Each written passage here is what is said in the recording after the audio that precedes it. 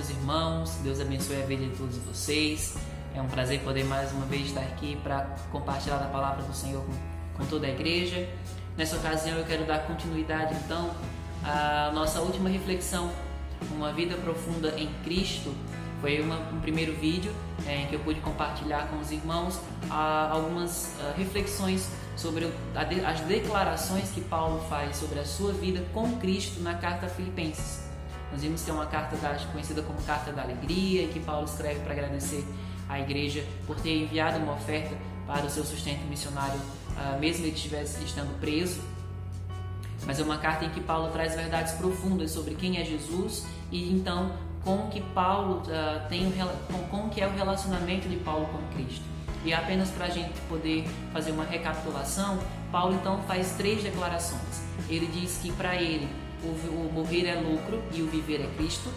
Depois ele diz que tudo que ele tinha, todas as glórias e virtudes humanas, ele considerou como perda por causa da sublimidade do conhecimento do Senhor Jesus. E ele diz então que mesmo diante de circunstâncias adversas, ele aprendeu a viver contente em toda e qualquer situação, porque não são as circunstâncias que ditam a sua vida, mas é Cristo quem fortalece a vida de Paulo. E por isso ele pode então ter uma vida em que ele ama mais a Cristo do que a própria vida, em que ele consegue dar o devido valor a cada coisa, sendo Cristo, colocando Cristo em primeiro lugar. E então ele consegue viver uma vida acima das circunstâncias adversas. Nesse momento, eu gostaria de estar meditando com vocês então sobre agora o que Paulo fala à igreja aos Filipenses. O vídeo anterior, Paulo fala sobre a sua relação com Cristo. Agora eu gostaria que nós pudéssemos refletir enquanto igreja, o que é que Paulo diz à igreja. E aí eu quero tentar compartilhar com os irmãos aqui 6 marcas, de uma igreja que tem uma vida profunda em Cristo. No vídeo anterior, Paulo tinha uma vida profunda em Cristo. Nesse vídeo, uma igreja profunda em Cristo é o tema da nossa reflexão. Para começar, eu gostaria de ler com você o capítulo 1, versículo 27 de Filipenses, onde Paulo diz à igreja então: vivei acima de tudo por modo digno do Evangelho de Cristo. Essa é a tônica do que Paulo agora vai passar a dizer à igreja.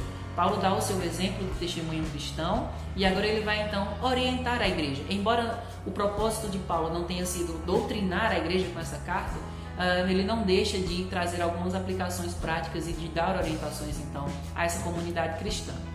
Primeira coisa que eu gostaria de trazer aqui à nossa reflexão é que Paulo, no capítulo 1, versículo 9, ele diz que ora por essa igreja, que é uma igreja que coopera com ele no Evangelho, da qual ele lembra sempre que ora.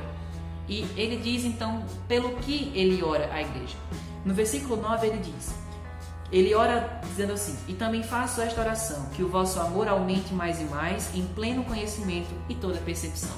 Ora, quero fazer aqui um entendimento indutivo do texto. Paulo diz que o seu amor aumente mais e mais. Ou seja, se esse amor aumenta, significa que ele já existe. Então uma marca então, que a gente percebe na igreja de Filipos é uma igreja que tem amor.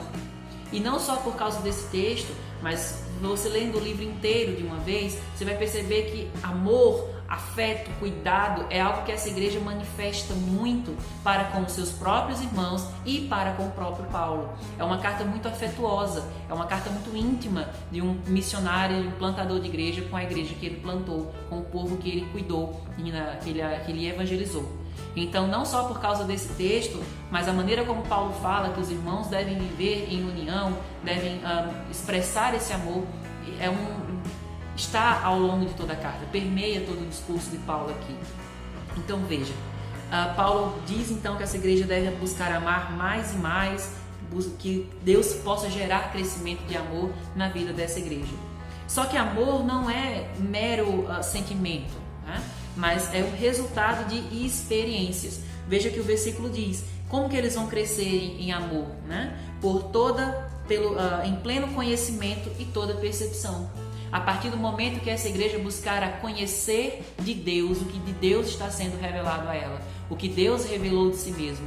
Quanto mais essa igreja conhecer a Deus, mais amor será gerado no coração dela. E quanto mais sensível ao agir de Deus, ao agir do Espírito essa igreja estiver, ela estará então crescendo também em amor. Ela estará também conhecendo cada vez mais de Deus. Então essa igreja vai crescer em amor a partir do momento que ela estiver em pleno conhecimento e toda percepção. A partir do momento que ela conhecer a Deus e ela poder então sentir o agir de Deus no meio dela. Amor então é a base da identidade cristã, né? A gente tem a 1 Coríntios capítulo 13 fala que não adianta falar outras línguas, não adianta ter riquezas, não adianta ser caridoso, não adianta meros atos de justiça humana. Se não tiver amor, de nada adiantará. Amor faz parte da identidade de uma comunidade cristã, deve fazer. 1 João vai nos lembrar que Deus é amor e ninguém pode dizer que tem amor se não conhece o verdadeiro amor de Deus. Então, uma igreja que diz que conhece a Deus, que está em Cristo Jesus, que diz ter um relacionamento profundo em Cristo Jesus, ela vai ter e deve demonstrar em seu caráter amor também. E um amor, como falei aqui, não só numa perspectiva de sentimento, mas também de experiências com esse Deus, de experiências com Jesus. Mas não apenas isso. Essa é uma marca também de uma igreja profunda, que conhece a Deus, que está sensível ao que Deus faz, que com isso cresce em amor. É uma igreja que também precisa refletir o caráter de Deus em outro aspecto, em outro atributo divino, que é a santidade. No capítulo 1, no versículo 10, continuando ainda o que Paulo diz pelo que ele ora à igreja, ele diz que ele ora para que a igreja cresça em amor, mas para que eles também possam aprovar as coisas excelentes e serem sinceros e inculpáveis para o dia de Cristo. É algo que ele repete também lá no capítulo 2, que esses irmãos sejam sinceros e inculpáveis, ou seja, que esses irmãos tenham uma vida reta.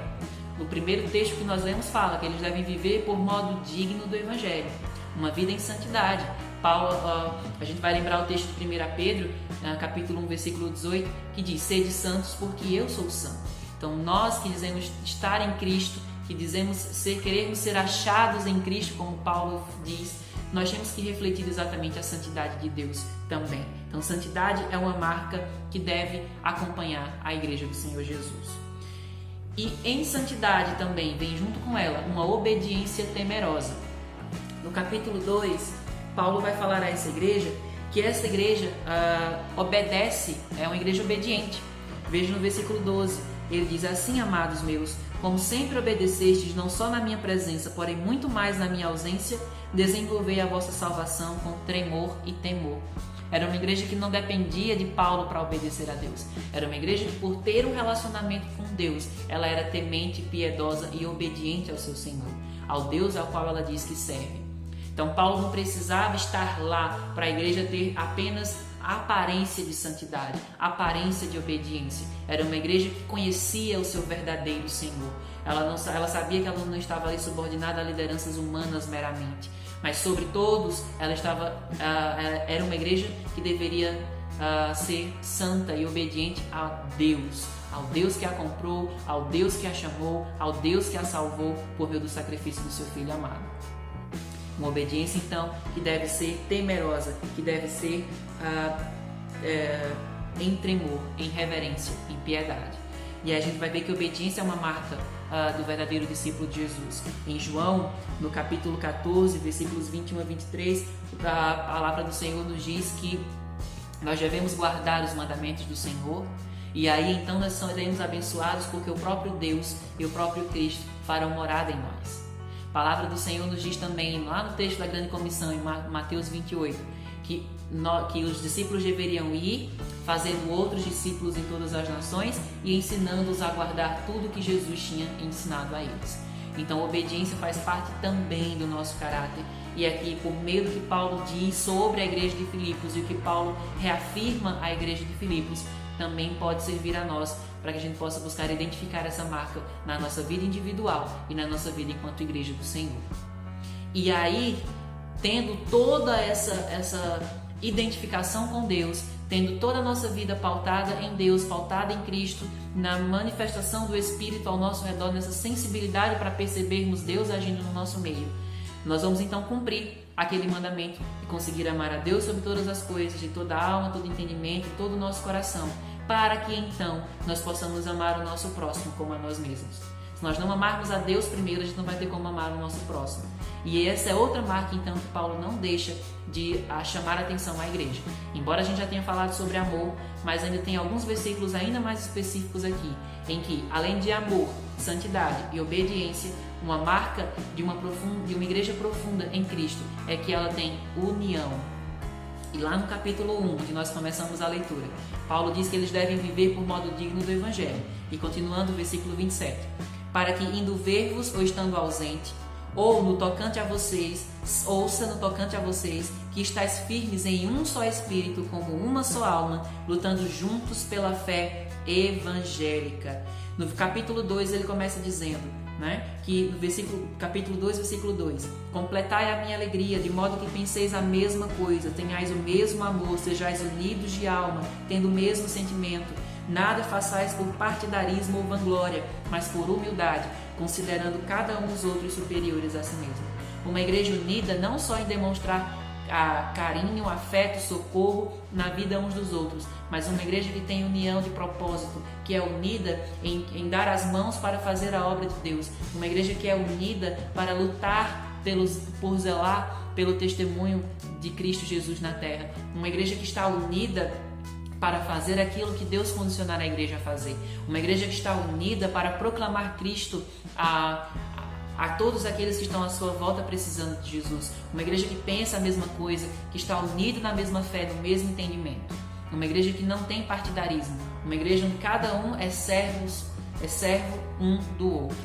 Esse é o propósito então do que Paulo fala sobre uma igreja que tem a marca da união, porque essa igreja entende que primeiro ela foi alcançada com graça, com amor, e aí então agora ela consegue manifestar essa graça e esse amor também para com o seu próximo, mesmo que ele seja ainda pecador, assim como eu sou, mesmo que ele tenha defeitos assim como eu ainda tenho, tanto ele como eu estamos sendo trabalhados por Cristo Jesus por meio do seu Espírito dia após dia para nos conformarmos à imagem do Senhor Jesus. E em tudo isso nós devemos tentar por Cristo caminhar juntos e unidos em um só propósito, glorificar o nome do Senhor. E enquanto fazemos isso, outra marca de uma igreja que tem uma vida profunda em Cristo é que ela aguarda então esse glorioso dia, o dia em que esses defeitos, em que esses problemas que podem acontecer no meio do caminho serão todos resolvidos, porque todos serão transformados pela glória do Senhor Jesus, ressurretos em novos corpos transformados, em que estaremos diante de Deus. No capítulo 3, versículo 20, Paulo diz, vai lembrar a igreja, que eles devem viver na esperança da volta do Senhor Jesus. Em todo o texto de Filipenses, Paulo está sempre falando o dia de Cristo, o dia de Cristo. E no capítulo 3, versículo 20, ele fala, a nossa pátria está nos céus, de onde também aguardamos o Salvador, o Senhor Jesus Cristo, o qual transformará o nosso corpo de humilhação para ser igual ao corpo da sua glória, segundo a eficácia do poder que ele tem de subordinar a si todas as coisas. Paulo então lança a igreja numa perspectiva eterna. Paulo então lança a igreja a esperar a glória da redenção, Cristo em vós a esperança da glória, que ele diz aos Colossenses, A expectativa da volta de Cristo, inclusive, é uma marca distintiva que leva Paulo a elogiar a igreja dos Tessalonicenses. E não há outra razão, não há outro objetivo que a igreja possa ter, se não querer se encontrar com o seu mestre, se não querer se encontrar com Jesus. Dores, lutas, circunstâncias adversas, todas elas passarão, mas elas só passarão na volta gloriosa do Senhor Jesus e na redenção de todas as coisas. A Bíblia diz que até a natureza anseia pelo dia da redenção. Então, se nós que seremos os redimidos, nós devemos ainda mais ansiar por essa volta do Senhor Jesus e estarmos atentos a ela.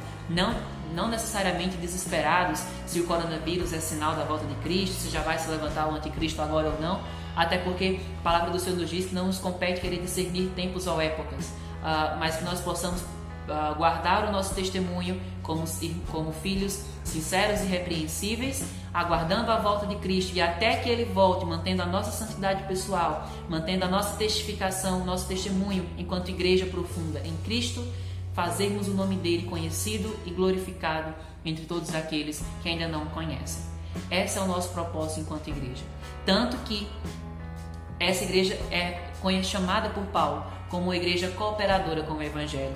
Lá no capítulo 1, no versículo 3, Paulo diz que dá graças a Deus por tudo que recordo dessa igreja, fazendo sempre com alegria súplicas por todos vós em todas as minhas orações, pela vossa cooperação no Evangelho desde o primeiro dia até agora. Essa igreja esteve com Paulo desde o princípio. Paulo fundou a igreja, preparou a igreja, partiu para outro lugar e a igreja continuou dando apoio ao ministério de Paulo. Uma igreja que caminhou com ele. É outra marca então de uma igreja profunda com Cristo. Ela sabe que ela não é simplesmente apenas receptora de bênçãos, ela precisa ser bênção na vida das outras pessoas e ela precisa então compartilhar essa bênção na vida de outras pessoas, a começar onde ela está plantada e por meio de alguns que se levantarão dentro dela para ir a outros lugares onde Cristo ainda não foi anunciado. Por isso que essa igreja caminhou com Paulo até outros lugares, por isso que essa igreja ajudou o ministério de Paulo em outros lugares. E sobre isso nós ainda teremos mais um estudo um pouco mais aprofundado a respeito dessa cooperação da igreja. Mas ficam aqui então, uma igreja profunda em Cristo. Ela é uma igreja que evidencia amor a Deus. Ela é uma igreja que evidencia santidade, o caráter de Deus. É uma igreja obediente. É uma igreja que tem união enquanto corpo, que aguarda a volta do Senhor Jesus e que é cooperadora com a missão de Deus sobre a face da terra.